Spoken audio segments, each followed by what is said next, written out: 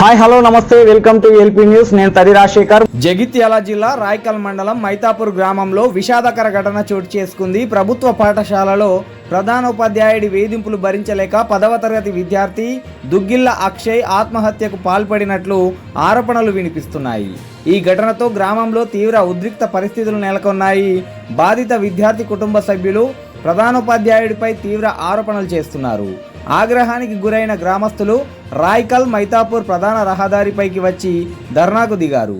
విద్యార్థికి న్యాయం చేయాలని, అలాగే సంబంధిత ప్రధానోపాధ్యాయుడిని వెంటనే అరెస్టు చేయాలని డిమాండ్ చేస్తున్నారు. ఈ ఘటనపై పూర్తి స్థాయిలో విచారణ జరిపి నిజాలను బయటకు తేవాలని స్థానికులు అధికారులను కోరుతున్నారు.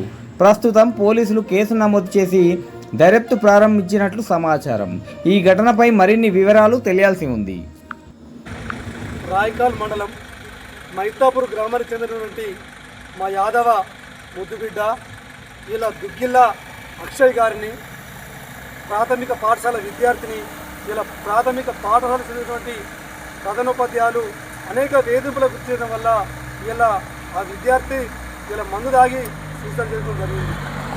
ఇవల్ల అపంశుభం తెలియని పిల్లలను బుద్ధి చెప్పాలి కానీ ఇలా మానసిక శోభ గురయ్యేటట్టు ఆ విద్యార్థిని టార్చర్ చేయడం వల్ల ఆ ప్రధానోపాధ్యాయులు మైతాపూర్ గ్రామానికి చెందినటువంటి ప్రభుత్వ పాఠశాల ప్రధానోపాధ్యాయులు పెట్టిన వేధింపుల వల్ల ఇలా మా యాదవ ముద్దుబిడ్డ ఇలా ముక్కు పచ్చడానికి చిన్న బిడ్డ ఇలా 10వ తరగతి చెందినటువంటి మా అక్షయ్ గారు చనిపోవడం చాలా బాధాకరం.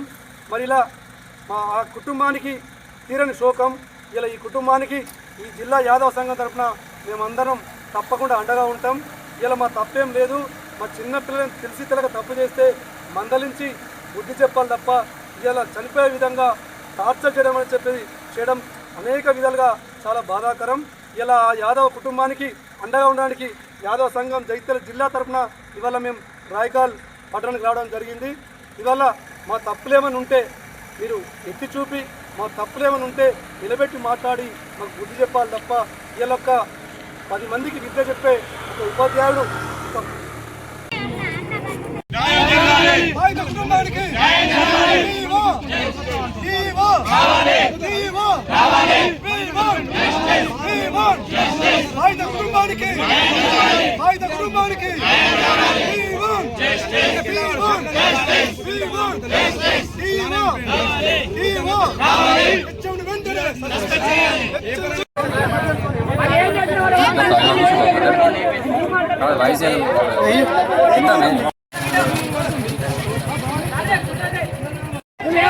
దుగ్గిల్ల అక్షయ్ మరణానికి కారణమైన హెడ్ మాస్టర్ గారు వేధింపులకు గురై మనస్తాపదం చెంది గడ్డి మందు పాయిజన్ తీసుకొని 5 రోజులు కరీంనగర్లో హాస్పిటల్లో ఉండి అనంతరము క్రిటికల్ కేర్ జగిత్యాల హాస్పిటల్కు తరలించడం జరిగింది.